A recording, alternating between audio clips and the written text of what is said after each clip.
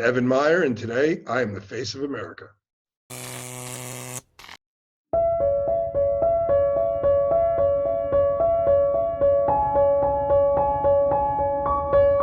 I am here because the world's walls and facades on our public thoroughfares are ugly, boring, bland, and blighted. And I've noticed this problem for way too long, and I'm here to change all that and create artistic, creative ways for people in their communities to express themselves, starting with street art.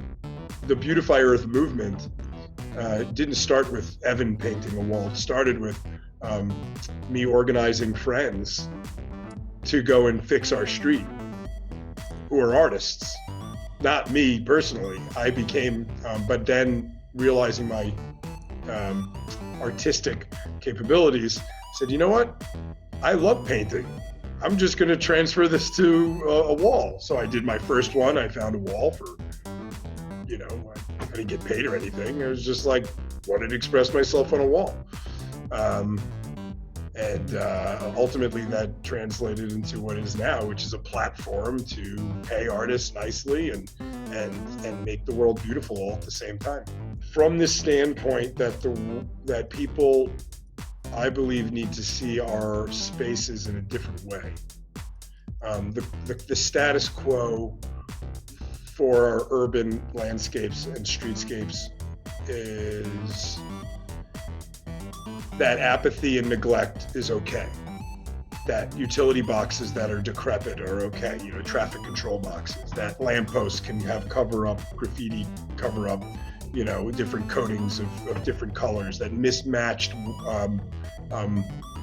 graffiti abatement strategies, which are horrible. That walls look worse after people try to fix them than they do if they just have the writing on it.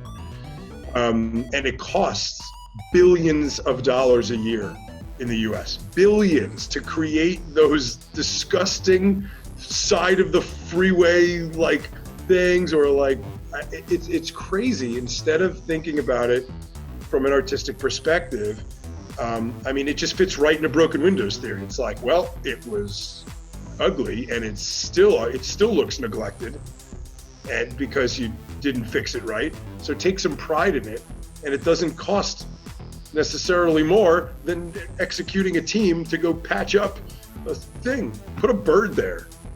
Have a bird stencil, if you're not going to do the whole wall and make it nice. But don't make a blotchy, looks like you're covering up what was there. It looks, the intention still is there, which is neglected garbage. So the political role is getting people to see that, like, we can change our experience on our streets. We can do that.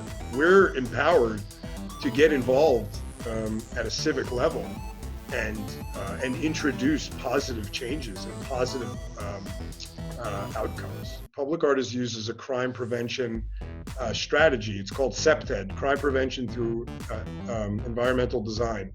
And it's this one strategy of a number of strategies that folks use to prevent the type of activity that they would want to prevent. Like putting, building fences that have spikes at the top, for example. It could be a very nice looking fence. It doesn't have to look like barbed wire. It could be a beautiful looking fence, but you would prevent someone from going over it by the way it's designed. If you don't want people sleeping on benches, a lot of benches are designed so that they can't be slept on, right? You can design the bench in a way that prevents people from sleeping on it. That's another very common strategy. There's a ton of structural ways that we light our environments, that we provide walking, different types of walking paths, and facilitate an experience that leads people away from doing the thing that they would normally do. And art is generally respected. In our experience, it's up to 95% less likely. A wall that was previously tagged is less likely to be tagged. And I'm not saying this from my own experience. There's tons of studies on this crime prevention stuff. Baltimore's a big advocate. I know I just read some cool stuff on some of their strategies. So lots of cities are doing it. We're just the ones that are actively pursuing it as a means to fixing a problem, art as a means to fixing an urban problem.